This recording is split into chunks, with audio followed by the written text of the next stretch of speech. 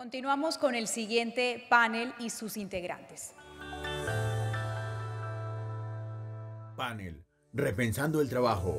Exxon Bauer, director gerente de Industria de la Energía Accenture Brasil. Marcela Vaca, miembro del Consejo Directivo de Geopark. Tony González, gerente de Recursos Humanos Ecuador, Colombia y Perú de Schlumberger. Florencia Tiscornia, vicepresidente de Personas y Cultura de GPF. Moderador. Pedro Miras, presidente de WPC Energía. Buenas tardes.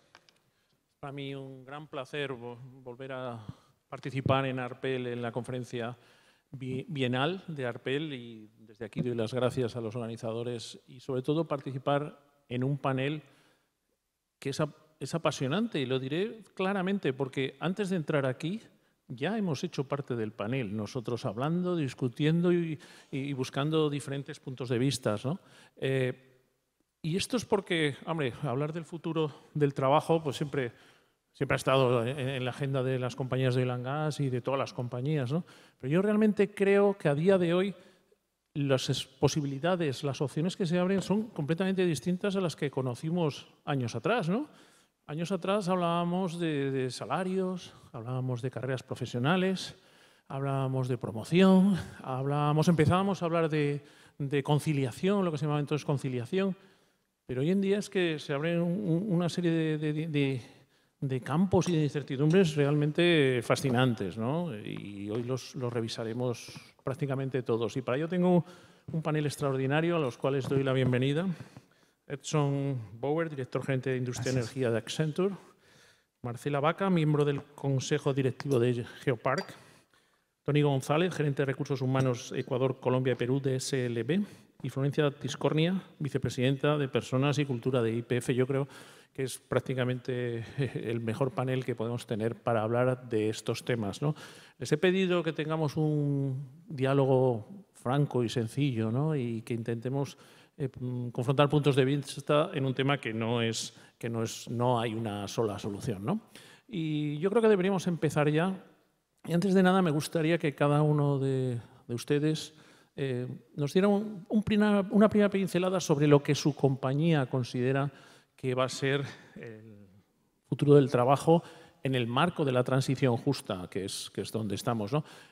Quizás 3 o 4 ideas un poco para centrar donde estamos. Y luego entraremos en materia en diversos bloques que yo creo que van a ser muy interesantes. No tenemos un orden hecho, podemos ir de aquí hacia allá, si te parece. Okay. Buenas tardes a todos. Ya pido disculpas por mi español y voy a intentar hacer mi mejor. Primero, yo soy de Accenture, nosotros trabajamos mucho con la parte de tecnología.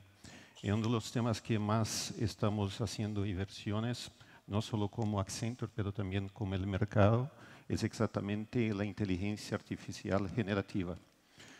Tanto la digitalización como la inteligencia artificial traen un impacto significativo en nuestra industria. La utilización de tecnologías como Internet de las Cosas, análisis de Big Data, robótica, inteligencia artificial, también contribuyen significativamente en términos de demanda de los profesionales de la industria.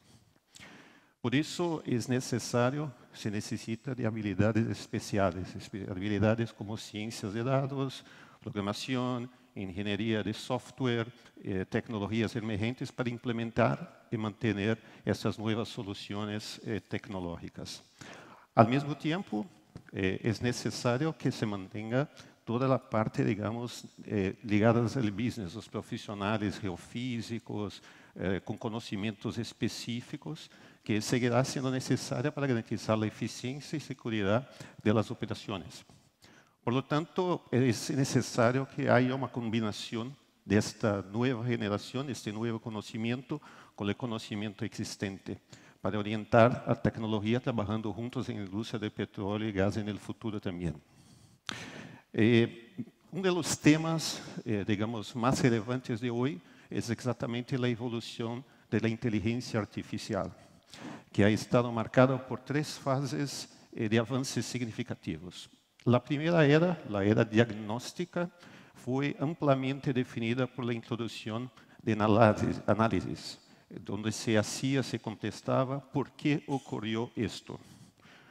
La era predictiva, que nos dio la posibilidad, capacidad de hacer pronósticos cada vez más precisos, sobre todo desde operaciones hasta el comportamiento del cliente. Y ahí se contestaba dos preguntas fundamentales. ¿Qué podría suceder en el futuro? Que es un tema súper importante, y qué debemos hacer a continuación. Y finalmente ahora, de 2022 en adelante, vivimos el amanecer de la era generativa. Ahora las máquinas solo están prediciendo con alta precisión, pero también están generando contenido creativo y ofreciendo sugerencias personalizadas, contestando a la pregunta, ¿cómo podemos ayudar a inteligencia artificial con la ejecución de las tareas? Nosotros hicimos una serie de encuestas, de preguntas al mercado en todas las industrias en diversos países para intentar cuantificar cómo sería el impacto de la inteligencia artificial generativa en términos de los trabajos, en términos de working hours. Nuestro modelo muestra que el 40% de las horas laborales en los países latinoamericanos se llega a alrededor de 20% de automatización, pero al mismo tiempo 20% de horas adicionales que se pueden poner como actividades nuevas, principalmente con inteligencia poniendo en los sistemas. Y para alcanzar este máximo potencial de la inteligencia artificial, las organizaciones deben reinventar el trabajo, remodelar la fuerza laboral y preparar a los trabajadores, que es un tema que entiendo que nosotros vamos a discutir a lo largo de nuestras conversas aquí hoy. Muy bien, efectivamente esto va a salir varias veces. ¿Dónde está el balance entre los puestos que perdemos y los puestos que generamos? Seguro que va a haber balance. Marcela, ¿cuál es el punto de vista de Geopark en la transición justa y el futuro del trabajo? ¿Cómo lo veis? Ahora sí, transición a prender el micrófono. Bueno, no, yo brevemente me voy a referir porque nos pediste que mencionáramos muy brevemente qué estamos haciendo en la transición. Yo creo que hoy con mucho orgullo podemos decir que Geopark es en Colombia, en Ecuador, también la compañía más limpia del mercado. Tenemos la matriz energética más limpia, estamos interconectados al sistema eléctrico nacional, hemos disminuido nuestras emisiones sustancialmente a un contenido de carbono por barril producido apenas comparable con Equinor. Hemos tenemos generación de paneles solares y hemos integrado absolutamente toda nuestra operación. Estamos trabajando en disminuir nuestra huella, tenemos programas de economía circular impresionantes, estamos aportando también a la inversión en soluciones basadas en la naturaleza. O sea, estamos absolutamente comprometidos con disminuir nuestra huella e ir, por supuesto, en la descarbonización de nuestra operación y además en la evaluación de negocios que estén alineados con el propósito, no solamente del país, sino del mundo, de transicionar a energías más limpias. Podemos dar un montón de ejemplos, pero creo que la idea es que fuera muy corto, ¿cierto? Sí, sí, es lo mejor. Tony, ¿cómo veis este tema desde SLB? No, bueno, yo desde General. SLB, yo quiero asociarlo, nosotros, la transición en el trabajo, repensar el trabajo, yo lo eleo a un nivel más. Nosotros tenemos que repensar el negocio, ¿no? Y de ser una compañía netamente de petróleo y gas, enfocarnos en petróleo y gas, obviamente, pero también en nuevas energías y en lo digital. Y eso nos llevó a repensar también nuestra cultura.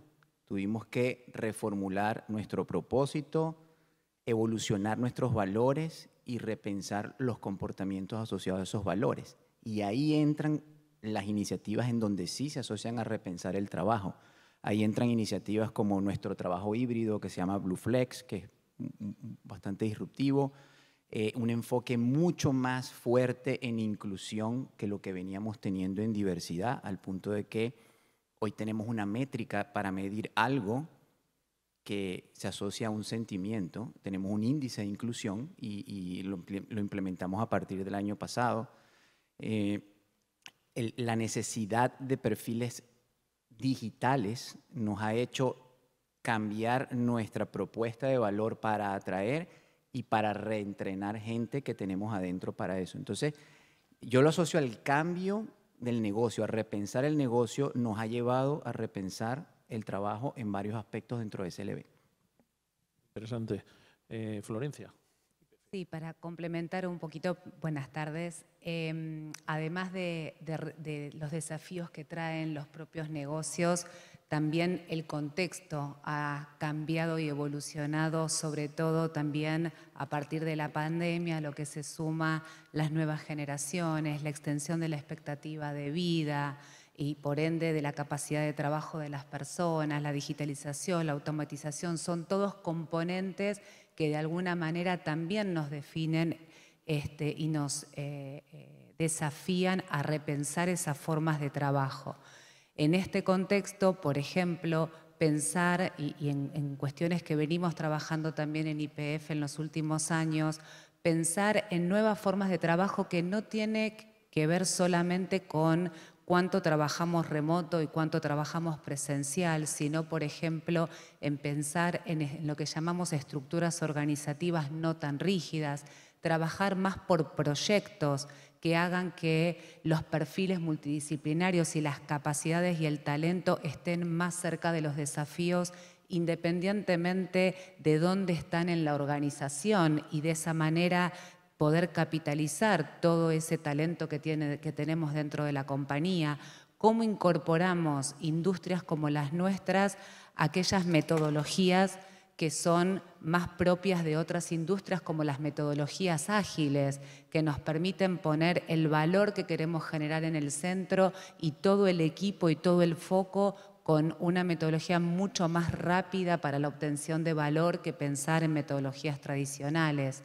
¿Cómo podemos acelerar el desarrollo de capacidades?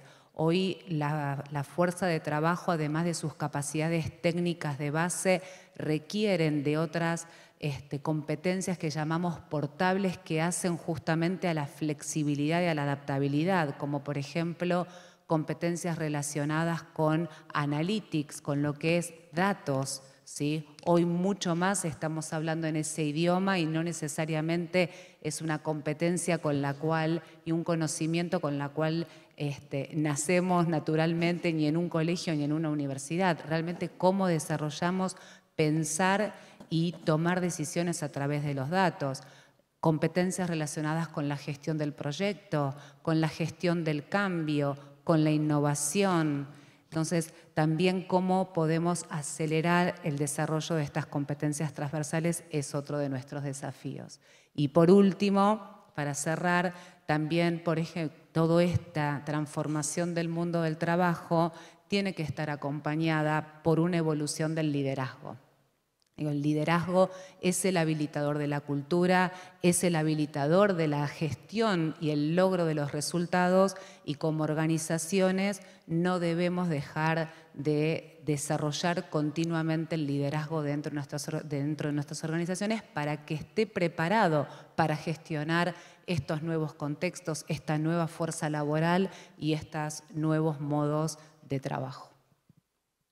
Sí, el liderazgo es un tema que lo vemos en todos los campos. Podemos tener políticas fantásticas, pero si no hay liderazgo, ejemplo, no funciona, claramente. Seguro que hablamos después. Durante la preparación de esta mesa hemos comentado tocar 5 bloques, ¿no? 5 bloques que creo que recorren todo lo que ahora mismo tenemos que tener en la cabeza para pensar cómo vamos a trabajar en el futuro. Pero déjenme que les dé un dato. Según la Organización Internacional del Trabajo, 6 millones de personas trabajan directamente en el sector de oil and gas en el mundo, directamente. Y aproximadamente 10 veces más, es decir, cerca de 60 millones de individuos, trabajan en industrias asociadas al sector de oil and gas. Estamos hablando de un colectivo muy importante y muy grande. Y tenemos que ver cómo les retenemos, cómo atraemos nuevos y cómo seleccionamos los mejores. Y el primer bloque que teníamos previsto afrontar es precisamente este, retención de talento y cómo tenemos que hacerlo. Yo recuerdo que en el pasado, ya llevo muchos años en esta industria, en el pasado, como decía antes, hablábamos de salarios, hablábamos de promoción, hablábamos de facilidad de mejorar la organización. Yo creo que era más sencillo. Hoy en día los fundamentals yo creo que son diferentes, ¿no? Yo recuerdo muchos jóvenes con los que ves, no, queremos más tiempo libre, tenemos otra capacidad. Florencia, te doy la palabra y mira a ver cómo nos puedes lanzar este importante tema. Cómo retener y atraer el talento, que ya les diré que, por ejemplo, en Europa, quizás aquí no, pero en Europa es un tema muy difícil hoy en día. Bueno, a ver, primero no me gusta hablar de retener, obviamente sí de atraer, me gusta hablar de fidelizar el talento, ¿no? Así como es el mismo concepto que se habla de los clientes, que fidelizamos a nuestros clientes, lo mismo pasa con los empleados, cómo los fidelizamos. Y en este sentido, lo que nos lleva es al desafío de cómo como organizaciones construimos una propuesta valor para las personas para que realmente nos elijan como su empleador de preferencia y elijan quedarse dentro de la compañía. Y en esta construcción de una propuesta valor, el principal puntapié tiene que ver en cómo escuchamos a la gente, cómo traemos la voz del empleado a la mesa. Y acá es importante, no de la misma manera hace la gente de marketing para sus clientes. Hoy en día no nos imaginamos pensar en un producto si no entendimos a nuestro cliente o escuchamos su voz. Bueno, lo mismo las organizaciones tenemos que hacer de cara a los empleados, de cara a la gente, pero no escucharlos para hacer exactamente lo que los empleados están pidiendo o para ver cuántos likes nos ponen y si nos gustan o no nos gustan. No estoy hablando de eso, sino estoy hablando realmente de escuchar a los empleados en sus distintos roles, estando fuera de la compañía, estando dentro de la compañía, siendo líderes, para poder tener mayor información que nos permita construir una propuesta de valor asertiva, robusta, que básicamente contribuya a fidelizar ese talento crítico que necesitamos para el logro de nuestros resultados. No es armar un portafolio y bueno, doy un montón de cosas porque me piden un montón de cosas,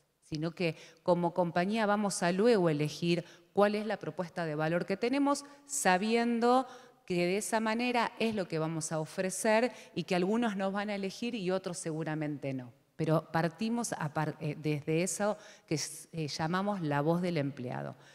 A partir de eso hay una encuesta de Mercer del año 2023 que preguntó a las personas encuestadas realmente qué es lo que valoraba de su trabajo y de la empresa donde estaba o de donde desearía trabajar. Y dentro de las 10 cuestiones que mencionaron, dentro de las 3 o 4 primeros hablaron del propósito de la compañía, que realmente sea un propósito en el cual se sienta orgulloso, que sea una compañía donde se sienta valorado y que sus contribuciones sean valoradas por la compañía, que sea una compañía donde pueda tener poder de decisión y de influencia y que sea una compañía cuyos valores realmente coincidan con los valores personales. Entonces, acá esto es lo que nos trae sobre la mesa y lo puedo complementar también con un estudio que se hizo particularmente en Argentina entre 850 jóvenes de menos de 35 años, dentro de los cuales el 65% forma parte de la industria de energía y en particular de oil and gas, y la gran mayoría contestó que lo que valoran las compañías y lo que valora de su trabajo es, primero, la conciliación entre vida laboral y personal, y aclaro en este punto que el home office apareció en el 8º lugar de la encuesta, no en el primero, sino hablamos de un concepto de conciliación distinto. Segundo, qué oportunidades de aprendizaje y de verse desafiado dentro de la empresa tiene. Tercero, recién ahí aparecía el concepto de compensaciones y beneficios. Con esto lo que quiero decir es que los paquetes de compensación y de beneficios, o diríamos el dinero, es importante, forma parte, y seguramente todos lo saben, forma parte de la pirámide, de la base de la pirámide de Maslow, con lo cual básicamente es algo que siempre vamos a tener que atender y mirar y como compañías garantizar que somos competitivos en este sentido, pero hoy ya no es suficiente. Y las compañías tenemos que desafiarnos a entender cuál es la propuesta de valor que vamos a dar, porque realmente lo que hoy buscan las personas dentro de una organización es una experiencia que es atravesada por los desafíos, por el liderazgo, por el propósito, por los valores, por cómo se vive dentro de la compañía.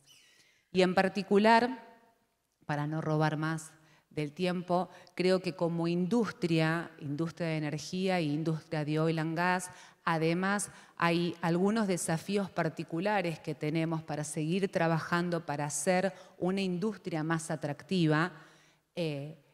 Uno de esos componentes es la innovación. Típicamente no somos una industria de tecnología, no somos una industria muy asociada con la innovación y creo que es algo que tenemos que promover mucho más dentro de las organizaciones, llevar la cultura de la innovación que tiene que ver con cómo aprendemos, cómo dejamos el espacio para la experimentación, cómo dejamos permiso para el error, siempre dentro de donde sea posible, obviamente. Hay un segundo factor que tiene que ver con las formas de trabajo, vuelvo a decir, no necesariamente con el tema de trabajo híbrido o remoto, sino cómo generamos entornos más colaborativos, más de trabajo en redes, más ágiles dentro de nuestras organizaciones. Un tercer eje que tiene que ver para nuestra atractividad como industria, que tiene que ver cómo abordamos el bienestar de las personas. Nosotros somos una industria que siempre los aspectos de seguridad están en el centro y así deben ser por el tipo de operaciones que manejamos, pero evolucionar al concepto de ese bienestar integral de las personas dentro de la organización que hace a su bienestar físico, a su bienestar emocional, a su bienestar económico y a su bienestar social.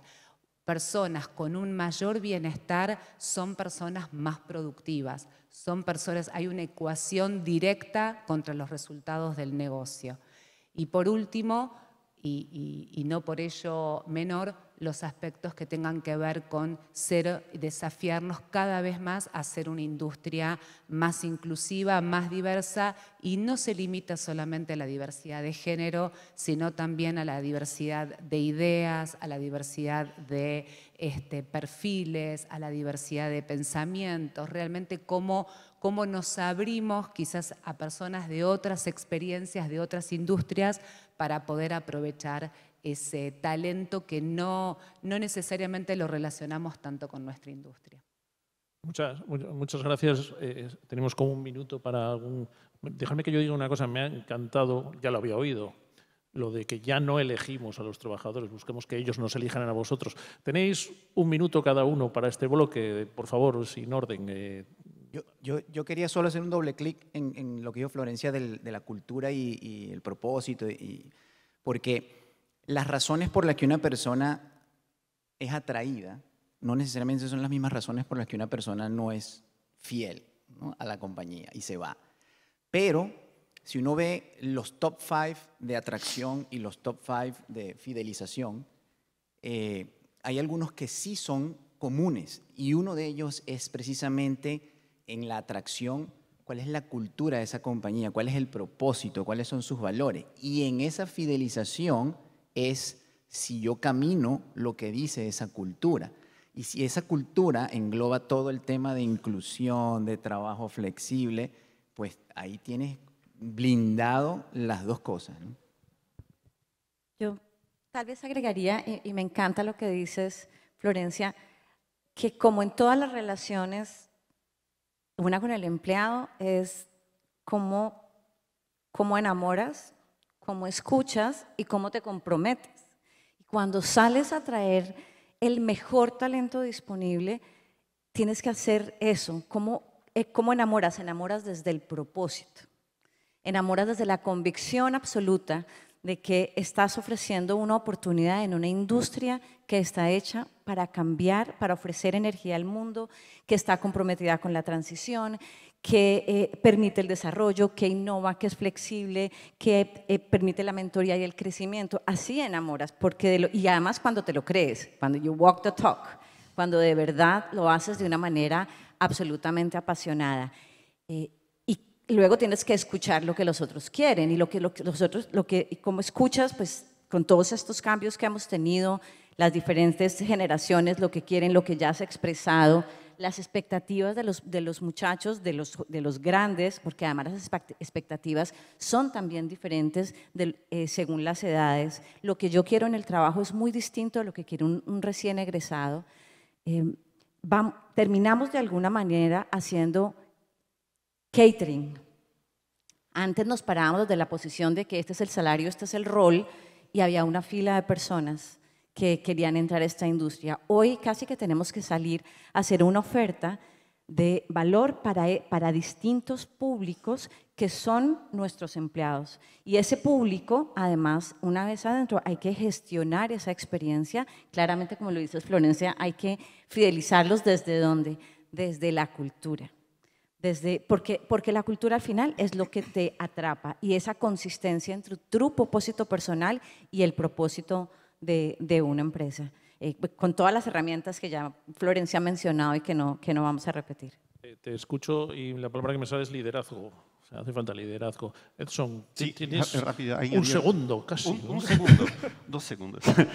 Solamente para, de facto, añadir un tema interesante. Yo soy profesor por 15 años en la universidad, y la primera pregunta que siempre hago para mis alumnos y para las posgraduaciones es: ¿cuál es el motivo que te atrae para la industria? Y es increíble, porque cambió alrededor de los años. Y seguramente para los alumnos que son de la industria, que están interesados o trabajan en la industria de petróleo o que tienen interés en trabajar, los dos temas son innovación, que es perfecto, y segundo, sostenibilidad. La nueva generación que está en la universidad cree y da mucho valor a los dos temas, y es muy cerca de que tú mencionaste. Innovación siempre es la primera. Claro que estoy hablando de digamos, de un limitado número de personas conectadas a la universidad. Entonces, ya era razonable esperar un poquito la cuestión de innovación, pero innovación y sostenibilidad son los dos temas más frecuentes mencionados. Bueno, sepan ustedes que llevamos fatal de tiempo, como era de esperar. Era una cosa prevista. Siguiente bloque es una cosa interesante, talento joven versus experiencia. Hay una tentación de que la gente experta, pues obviamente es un coste salarial, un coste para la empresa muy alto, y a veces da la impresión que lo ideal es ir vaciando por arriba y colocando por abajo. Marcela, lánzanos el tema este, que a mí me interesa especialmente. Creo que a todos, por lo que alcanzo a ver del promedio de edad de este auditorio, nos interesa. Yo creo que hoy estamos enfrentados a unas compañías en donde estamos, y seguramente ustedes lo viven, 4 o 5 generaciones al tiempo en un mismo entorno laboral. Tenemos desde recién egresados hasta personas bastante seniors, gente que se queda incluso después de su edad de pensión, y todos estamos en el mismo ambiente laboral, y eso es un hecho. Y también es un hecho que los más jóvenes son nativos digitales y nosotros no. Bueno, por lo menos yo no, voy a hablar por mí misma. Yo me he capacitado, pero no soy una nativa digital. Y también es un hecho que la experiencia, por definición, requiere tiempo. Y la sabiduría también viene de la experiencia y también requiere tiempo.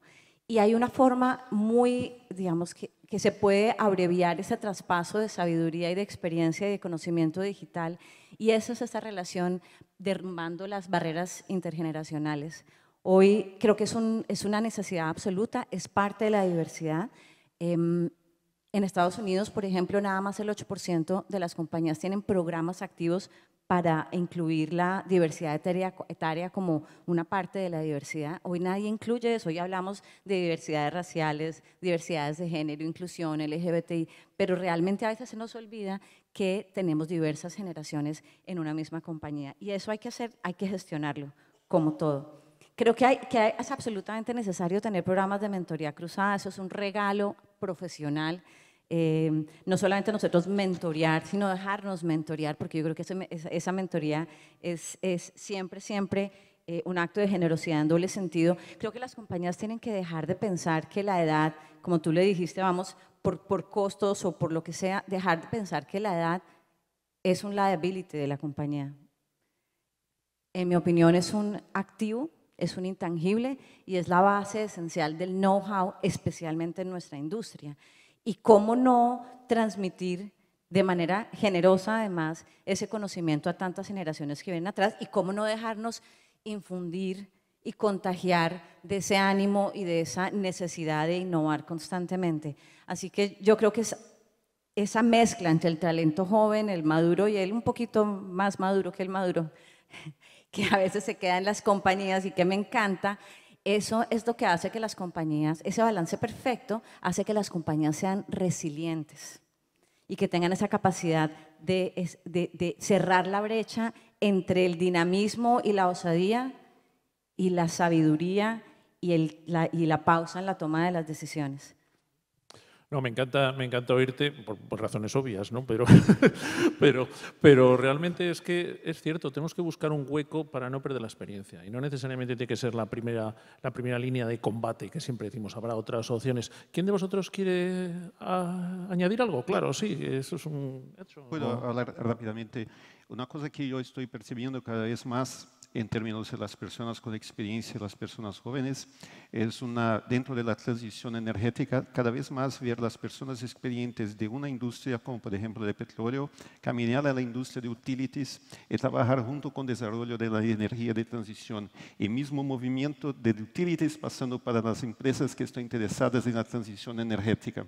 Y eso es un movimiento que en Brasil queda cada vez más constante. Nos vemos personas que son de C-level, ya con mucha experiencia saliendo de una industria, yendo para otra, una migración y una infusión muy interesante. Este movimiento abre las perspectivas de cambio, de utilización de la experiencia para ambas las industrias y cada vez más las dos más conectadas. ¿Y más? Yo lo voy a hacer un símil con un refrán.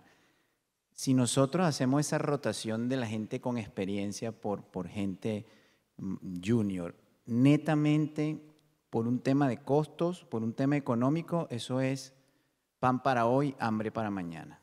Porque sufrimos después de que nos falta el expertise técnico o el expertise de ciertas áreas para ciertos proyectos en los que todavía no hay gente que está preparada. Entonces, un factor fundamental es la transferencia de eso y también ver cuál es el impacto de esa persona con experiencia en la gente a nivel cultural, no solamente a nivel técnico, ¿no? Sí, quería complementar en eso. Creo que el desafío, yo antes hablaba que como industria ser más diversa, esto es justamente una forma de diversidad.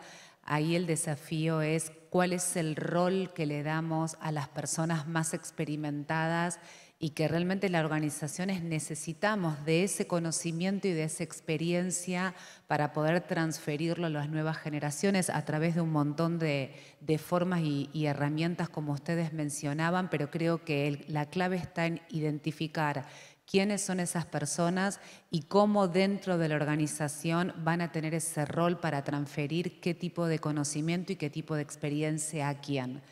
Sí, lo que es importante también es que a veces las compañías culturalmente evolucionamos y a veces las personas construyeron esa experiencia en una cultura que ya no es la que queremos promover, con lo cual ahí también es cómo acompañamos a estas personas, como decía Marcela, más maduras, justamente en este fit cultural, para que no haya chispas o no hayan de alguna manera una disrupción ahí, sino que realmente sea algo que pueda convivir. Entonces ahí las organizaciones tenemos este doble desafío para justamente poder capitalizarlo.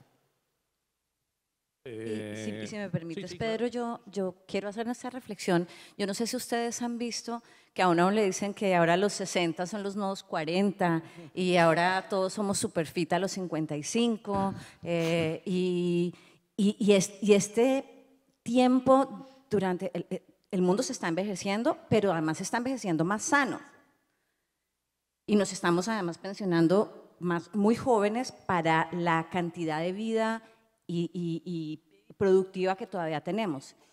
En el liderazgo pasa un poquito lo contrario. En el liderazgo cada vez los gerentes son más jóvenes. Entonces yo diría como que los 30 son los nuevos 50, ¿sí? O los nuevos 40.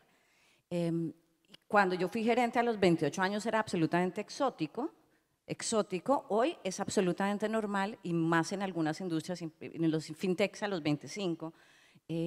Esa gap entre los gerentes más jóvenes y la edad es un gap de irrelevancia para mucha gente. O sea, estamos ampliando el periodo durante el cual, si no utilizamos ese talento con más experiencia, va a haber mucho profesional que va a estar irrelevante en nuestra industria. Y eso, pues, ese lujo no nos lo podemos dar.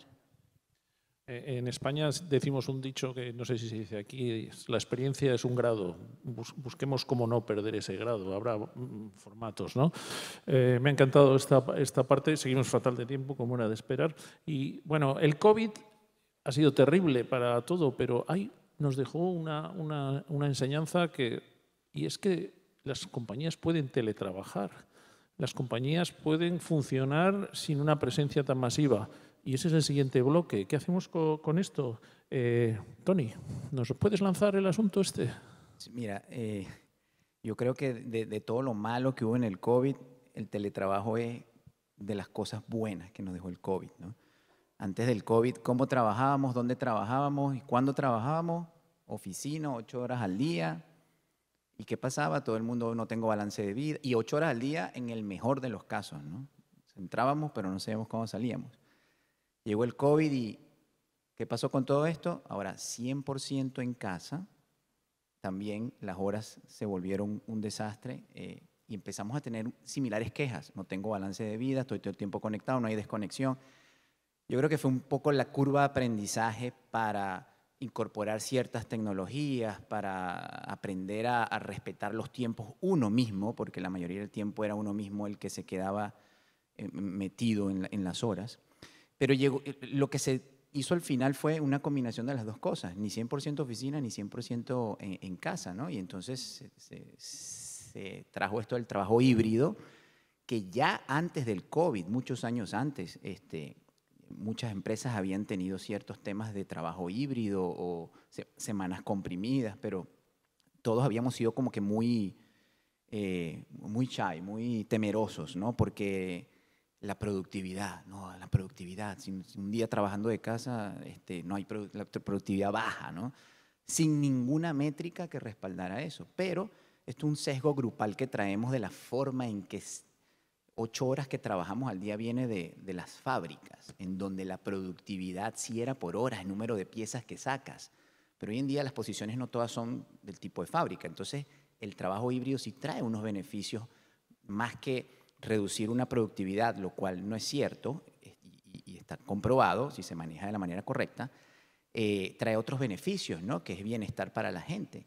Entonces, nosotros hicimos algo disruptivo que yo quiero compartir porque es interesante.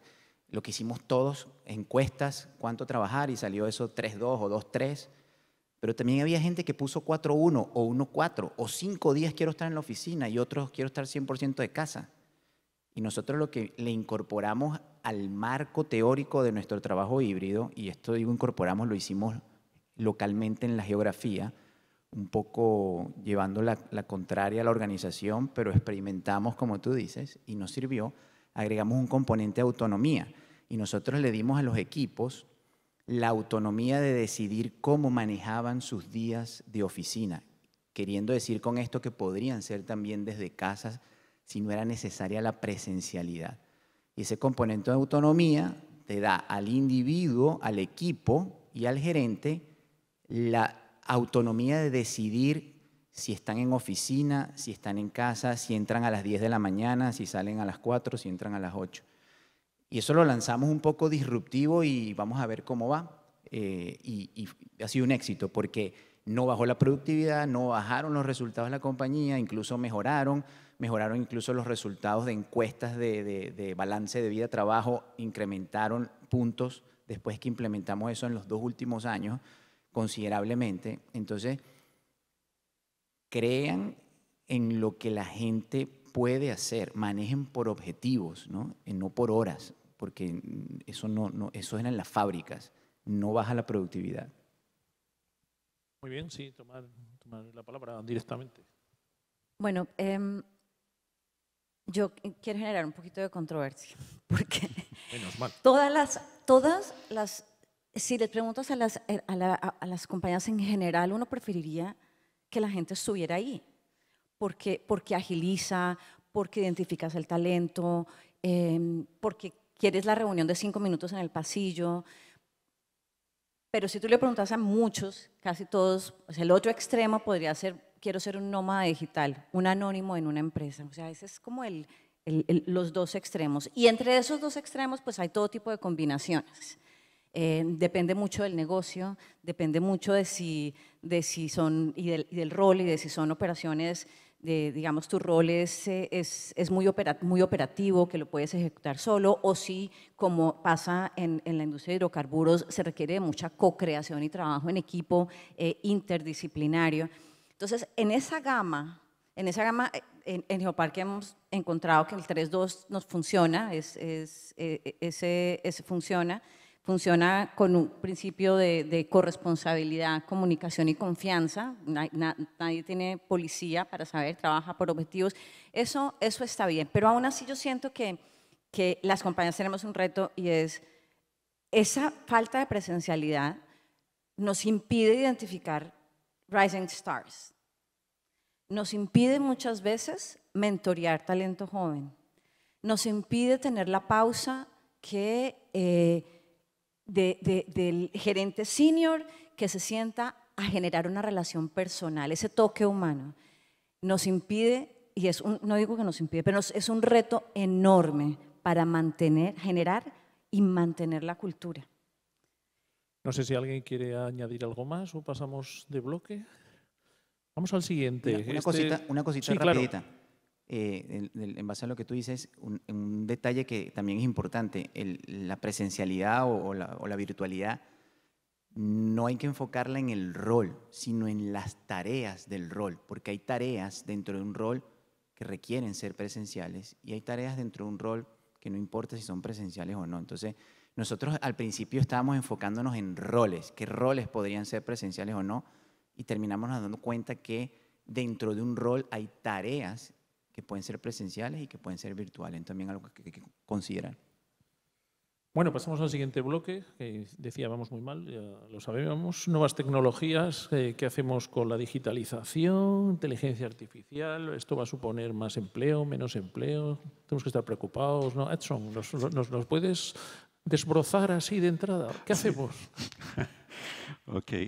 Bueno, como yo ya lo dijo, de verdad nosotros estamos invirtiendo mucho en inteligencia artificial generativa, 3.000 billones de dólares para ayudar a las empresas, particularmente una de las industrias elegidas es exactamente la industria de energía, porque nosotros sabemos que hay una necesidad urgente de que los líderes empresariales miren allá de cómo inteligencia artificial generativa afecta tareas y roles específicos y en cambio comience a escalar la inteligencia artificial rediseñando los procesos y toda su organización.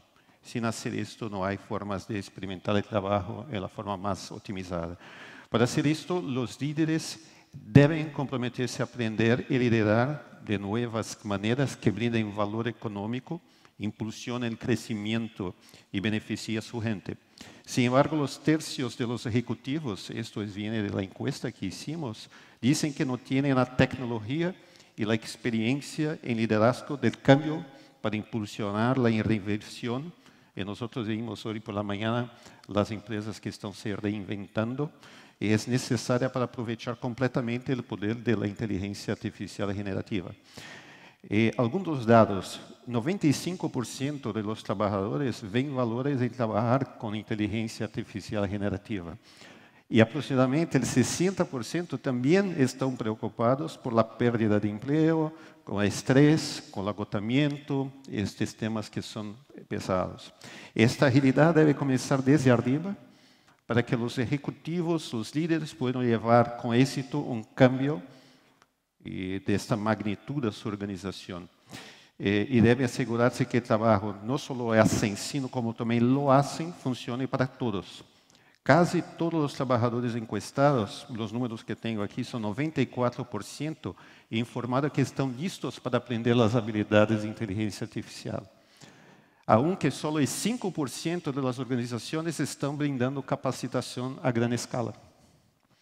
Con la inteligencia artificial, aprendiendo tanto los datos como interacciones con humanos, que son responsables por enseñar a las máquinas, construir esta capacidad y fomentar una cultura de enseñar para aprender es fundamental. Y con la evolución de las tecnologías, es una industria petrolera y de gas, habrá una creciente necesidad de upskilling y de reskilling. Es necesario dar todas las condiciones para que las personas tengan la posibilidad de aprovechar la evolución de la tecnología y al mismo tiempo entrenarlas para las nuevas funciones. Como mencioné, si tenemos 22% de working hours disponible para nuevas acciones, nuevas actividades, es necesario capacitarlas, reskilling y upskilling para que puedan hacer sus trabajos, maximizar y principalmente se queden felices en términos de estar haciendo actividades que salieron de automatización pero liberaron tiempo para acciones más nobles. Ese es el tema que las nuevas tecnologías, en particular la inteligencia artificial generativa, pueden trazer de beneficio y que es la tecnología de punta, porque hay obviamente toda la parte de inteligencia de las fines, de las cosas, hay las machine learnings, etc., pero para utilizar el máximo de la generativa es necesario capacitar las personas. Adelante, ¿tenéis algo que comentar sobre este tema? Florencia. Quiero complementar, reforzar uno y complementar otro. Desde el reforzar, creo que el gran desafío que trae la inteligencia artificial, machine learning, cualquiera relacionada dentro del mundo laboral, viene con justamente cómo nos vamos preparando como organizaciones para preparar la fuerza laboral del futuro, no necesariamente la que necesitamos hoy. Entonces, realmente, ¿cómo identificamos esas personas cuyos perfiles ya realmente no van a ser necesarios en un futuro? ¿Cómo vamos viendo las capacidades que sí vamos a estar requiriendo y cómo nos vamos adelantando en ese entrenamiento? Me parece que si esperamos que esas capacidades estén dadas en el mercado y las vamos a ir a buscar, no las vamos a encontrar. Entonces nosotros debemos tener el compromiso de adelantarnos en identificar cuáles son esas competencias. Pasa por dónde, por el manejo de una tecnología, una capacidad de programación, una capacidad de interpretación, cuál es la capacidad y el conocimiento que está detrás. Creo que eso es todavía un capítulo donde las organizaciones no nos hemos metido tanto y que tenemos que poner en agenda. Y el otro tema tiene que ver con la ética y la seguridad aplicada a la inteligencia artificial. Cuáles son los bordes de hasta dónde nos metemos en la información, cómo utilizamos esa información, cómo compartimos esa información. Y la inteligencia artificial dentro de los círculos o dentro del entorno de la compañía es una cosa. Cuando la empezamos a conectar con el mundo exterior, las compañías nos vemos más expuestas a las cuestiones de seguridad de la información. Entonces, ahí también está uno de los grandes desafíos que tenemos. Bueno, yo tal vez solamente quisiera agregar que, claro, la gobernanza de la información es importante. A mí me parece que es una oportunidad inmensa de no solamente aprender, sino de involucrar profesionales que hoy no tenemos. Como dice Florencia, de ir a buscar ese talento que hoy quizás no tenemos en nuestra organización, pero también quisiera ponerle un poquito de escepticismo. Primero, o sea, como del pánico que a todo el mundo le da pensar que voy a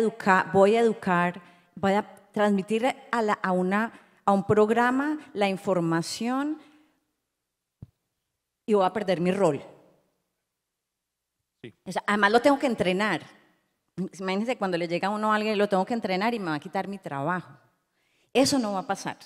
Primero, creo que simplemente hay como todo, unas adaptaciones, cambian el roles, que no serían ustedes absolutamente felices de dejar de hacer una cantidad de cosas repetitivas que hoy hacen en el día a día. Pero lo otro es un poquito del escepticismo y seguramente ustedes han, escepticismo no sobre el progreso de la inteligencia artificial, sino del paso y del ritmo. Eso va a tardar, nos va a dar tiempo de prepararnos. Ustedes seguramente habrán seguido las conversaciones sobre ChatGPT, que está alucinando y que hace autofilling y que tiene todo tipo de problemas. La calidad de la información que sale es solamente tan buena como la calidad de la información que le damos. Y ahí tenemos nosotros una participación muy importante. Y dos, eso solamente da información. Hoy no está tomando decisiones y las decisiones las toman personas como ustedes y nosotros, que hasta allá todavía no hemos llegado, para allá llegaremos, seguramente en el 2050 llegaremos a un AGI mucho más elaborado, pero hoy no, hoy nos enfocamos en la calidad de la información, en entrenar, en tomar decisiones, en escoger roles y en buscar profesionales del futuro. Les voy a confesar una cosa que espero que no sirva para valorar de qué estoy hablando, ¿no? Recuerdo perfectamente el primer correo electrónico que recibí, lo recuerdo, ¿eh? Y aquello, lo primero que dijimos es, bueno, ¿y ahora qué? ¿Cómo esto va a cambiar? Y la verdad es que no redujo el empleo. No sé si somos más eficientes, pero aquel shock lo pasamos razonablemente bien. Estamos fatal otra vez. Entramos en el último bloque, salvo que alguien tenga la imperiosa necesidad de aportar algo en este que da para varias jornadas, ¿no? Bueno, pues el último bloque que queremos comentar es un bloque conocido, pero que a mí me genera cierta inquietud: diversidad e inclusión. Yo tengo la sensación de que no acabamos de avanzar en este tema. Yo creo que hablamos mucho, hacemos muchas cosas. No estoy seguro si realmente estamos obteniendo resultados. ¿Quién quiere lanzar este asunto? Si quieres, yo arranco muy brevemente por decir, yo sí creo que estamos avanzando. Yo soy más positiva. Es esto a lo que me la paso hablando y promoviendo todos los días y quiero pensar que estamos avanzando. Tips importantísimos para avanzar. Todos los que están acá, el compromiso desde la alta dirección para que realmente la diversidad, la equidad e inclusión sea un tema top de la agenda ejecutiva. Y como todo, cuando gestionamos las ventas, la producción, el gas, lo que no gestionamos y no medimos no mejora.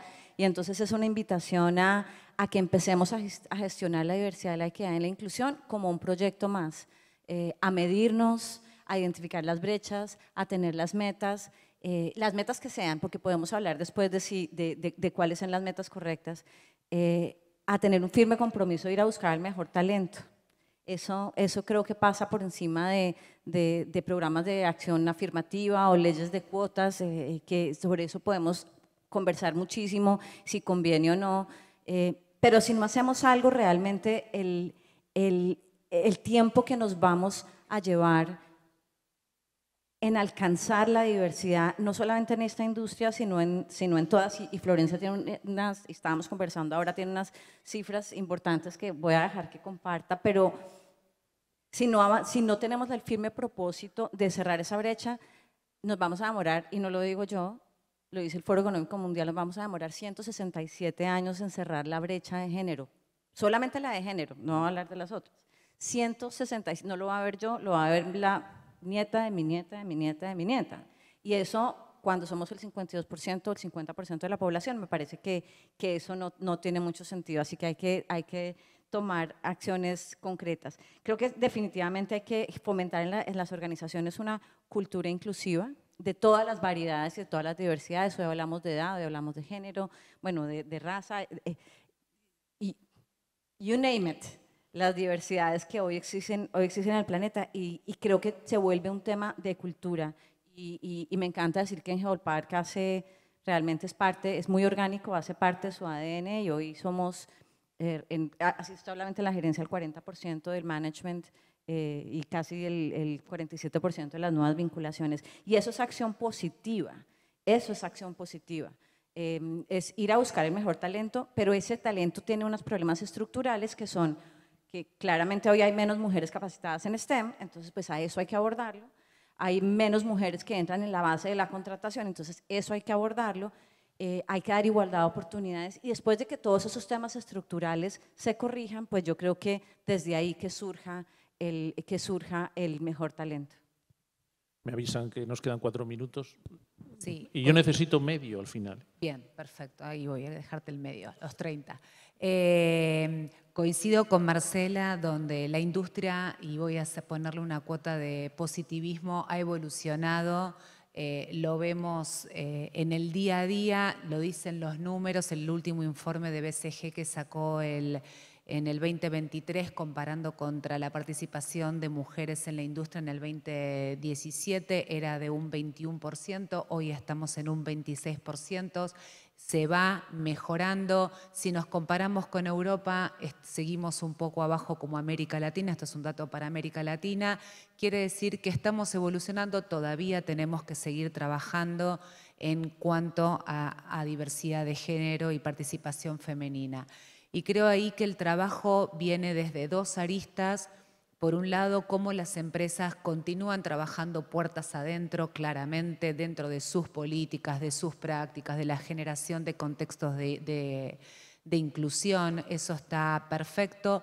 Pero también cómo conectamos, por un lado, con nuestra cadena de valor, con proveedores, con socios, con clientes, porque realmente el contexto trasciende a las empresas. Yo siempre cuento acá una anécdota donde en una estación de servicios nosotros tenemos las YPF boxes, que es donde se hace el cambio de lubricantes.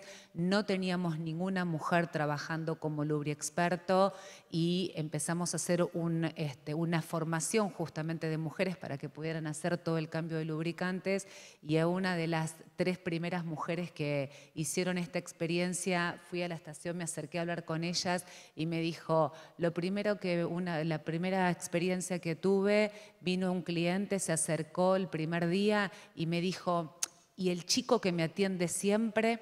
¿No? Como por cómo me va a atender una mujer, estoy hablando hace 3 años atrás, cómo una mujer va a hacer el cambio de lubricantes, ¿no? Que seguramente no entiende nada de autos. Entonces, esto que es una anécdota que hoy nos causa gracia, realmente es un trabajo que tenemos que seguir haciendo. Por eso digo, no solamente es puertas adentro, sino también con nuestros clientes, con nuestros proveedores, con nuestros socios y con las casas de estudios. Yo hoy les decía, si yo dijera en Argentina que tengo que de alguna manera seguir la lógica de la participación femenina, de la cantidad de egresadas de las carreras de ingeniería, con una participación del 30% estaría bien, porque es un 30% de la cantidad de egresadas en lo que es ingeniería, y así a grandes números, ¿sí? Con lo cual, si queremos también una mayor participación, tenemos que trabajar mucho más con las casas de estudios, haciendo universitarios y secundarios, haciendo que las carreras afines y los estudios afines realmente sean de elección para las mujeres y para los jóvenes. No sé si alguien quiere... Yo rapidito, sí, solo queda quería un minuto. agregar en diversidad, que yo creo que también estamos muy avanzados en diversidad e inclusión, ¿no? Y el esfuerzo para mí ahorita es inclusión más que diversidad, pero algo para reflexionar en diversidad. En diversidad quizás pareciera ser más fácil de medir porque mides diferentes identidades, pero resulta que las personas no tienen una sola identidad, tienen una combinación de identidades. Entonces eso se complica. Es mejor enfocarse en la inclusión. Y cuando reclutamos, cuando atraemos gente, normalmente buscamos patrones similares en las características que queremos en las compañías, similares habilidades, similares comportamientos. Quizás eso no es diverso en esa arista, ¿no? También para considerar. Bueno, muy bien, yo creo que estamos llegando... Diré una cosa aquí solamente. Para mí, diversidad es búsqueda de talento. El talento es diverso y no podemos pensar que 20 y tantos % del talento es solamente femenino. Bueno, terminamos ya, queda 0 segundos, pero yo no me puedo ir de aquí sin pedirles que me hagan un tweet o un ex, que se dice ahora. Y eso es una frase, esa frase que yo quiero que digan para que la audiencia se vaya con su última frase. Es una frase. Florencia, ¿quieres decir tú la tuya? Repensar el trabajo significa pensar en la experiencia de nuestros empleados y cómo realmente se vive lo que se dice. El cambio es difícil y en el comienzo es desordenado en el camino, pero es buenísimo al final. Marcela.